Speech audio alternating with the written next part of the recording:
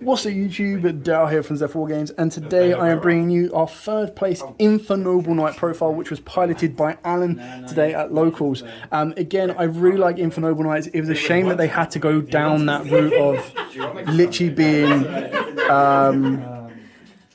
being the goblin equipped kind of turbo. So they are a lot more fragile now, but they're still a very good and fun deck, and I'm hoping that they're going to get more support or just become a little bit more relevant in the future, because I can't see Konami stop using equip spells, so there might be a really broken one in the future that we get that this can be insanely good for as well. So with all of that out of the way, please smash that like button, hit that notification bell and subscribe so you do not miss out on any more upcoming content. With all of that out of the way, let's dive head first into Alan's third place Infernoble Knight profile. So starting off with Triple Oliver, this is pretty much your main kind of card next to, of course, Renard, which he plays two of. So the ideas behind these is they're both special summons. One of them can become a tuner, but isn't originally a tuner, and one of them is a tuner that will come by level 4 or level 1. So it helps give you warrior extenders, but it also helps give you tuner extenders as well as setting up equipped spells in the graveyard.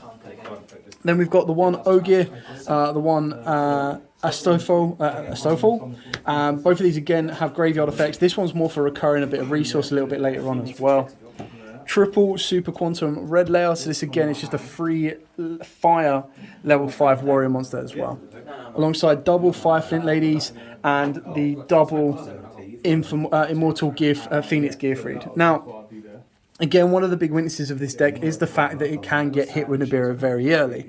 Now, a lot of people tend to add the Gearfried off of the Isolde, which means you can't special summon it. But there are some times, especially when you're playing this engine, which is the Neo-Spatian engine, where you get to look at your opponent's hand. Now, you know as soon as you look at your opponent's hand, they're going to want to Nibiru you. Now, you can get into Isolde and summon a monster out of Isolde without going down that route. Now, this is a power tool route, which is why you play a little stack of cards that pretty much are relative bricks you don't want to see, but you can use. However, on the back of that as well, because you are playing the power tool route, you can end up playing anywhere. I believe at current there's 7 equipped spells in this deck. If he wanted to, you could bump it to 8. It would be very silly, but you could bump it to 8 that if you're really worried about Nibiru games too, you put in more equips, make the Isolde combo, and then actually summon out the Phoenix. By summoning out the Phoenix, you're only on 4 summons, and then you kind of want to equip the Phoenix, and you, as long as you've got an extender to play off the back of that, you're able to continue going. You're not going to be able to get as full combos as you might want, but it still gives you the ability to continue going while knowing your opponent has a Nibiru, and the ability to negate and stop it. So the smaller engine that it pretty much follows the Infernoble Knights to help make them a little bit competitive is, of course, into the Aurora Dawn kind of combo, which alongside goes with a Despot 001, a Cult Wing, a Armageddon Knight, a Gemba, and a Uni-Zombie. Now, not Uni-Zombie, sorry, Plague Zombie. Now, obviously, all of these don't come off of the back of that particular engine, but the idea is that these two will come off of the Aurora Dawn combos. And then, of course, you've got additional tuners in both of these. This one specifically being a Fire Warrior, so you can summon this off of Isolde as well. Armageddon Knight, another route to dump the Plague Spreader Zombie, and off of the Power Tool Dragon as well, you can loop it a little bit to constantly send darks from your deck to that grave. And that can pretty much set you up. Now, obviously, the only dark you are going to be able to send is the Plague Spreader, but the idea behind that is you're looping a tuner as well. So this is going to be able to help you get into Halley Firebrats plays, it's going to help you get into Aurora Dawn plays, but then it's also going to help you get into your Charles plays as well. The last hand trap, or the last monster, is of course Triple Ash Blossom, and the other hand trap that he plays is of course Triple Infinite Impermanence. Other than that, the rest are all spells. So, moving on to the spells, as it is a warrior deck, you do of course play Reinforcement of the Army, and then alongside this, Heritage, triple of this pretty much counts as either a Noble Knight or of course a Noble Arms, and the Noble Arms do include triple Infernoble Arms Duradol, 1 DDR, 1 Noble Arms, 1 Phoenix Blade, and 1 Living Fossil. Now, it looks, and I'm just going to check this, I'm not too sure how much he focused on. Nope, it's not the Power Tool version, so there you go. Another option there is if you did play the Power Tool version, you end up bumping DDR up by 2, and that's where you can kind of look at ultimately putting other equips in here to get to your Gearfried as an option. I'm actually quite happy this isn't a Power Tool version. It's not a personal favourite of mine, but it does still work. Moving on to the extra deck, of course, double Isolde of the Noble Knight. Very self-explanatory. Best link monster for warriors, in my opinion.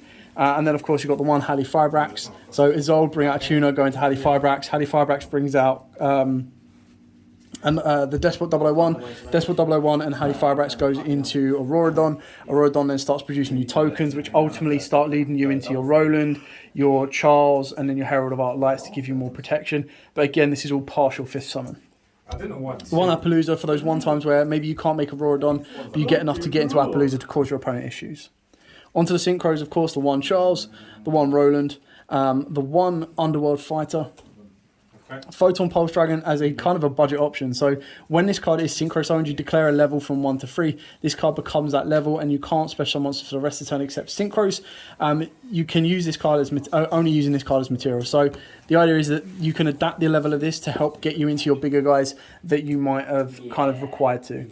Then you've got the 2 Herald of Arc Lights, the 1 Shen Shen, just the Metacal, the 1 Omega, the 1 Dragstar, and then of course the 1 Coral Dragon. So the idea is you're able to synchro climb higher, end on Charles, which is going to have a quick effect pop because you'll have a Roland in the graveyard, and then you recur resources with stuff like Roland and some of your equips or some of your Infernoble Knights that are in the graveyard.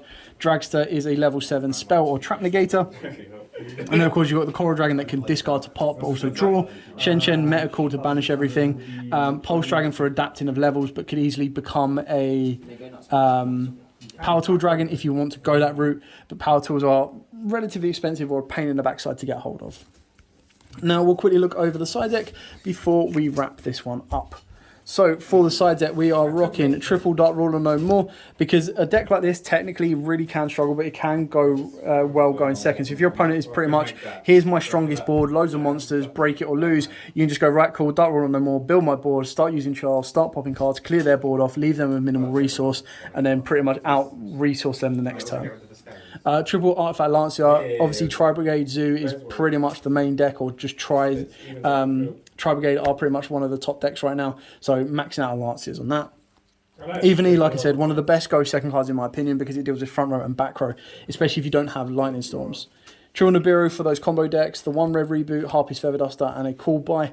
These two are obviously for back row heavy decks, so if they're not playing combo, then you're not going to be putting these in, but you'll put these in, and it's probably where you'd maybe look at maybe a Cosmic Cyclone rather than the Cool Buy. For me personally, I think a Cool Buy is a main or don't bother, and then that's where you can probably put in like 2 Cosmics to cut some of these down if you wanted to. Regardless, still a very good deck. Put in a lot of work today as well. And again, it was interesting to kind of see Infernoble Knights. It was nice to see a range at locals today. Obviously, there was Bee Troopers, there was zombies as well that you've seen, and there's also been, of course, the Infernoble Knights. So there was a lot of range that was interesting to see that we haven't seen for a long time. And it was nice to kind of see a change to the current fighting format.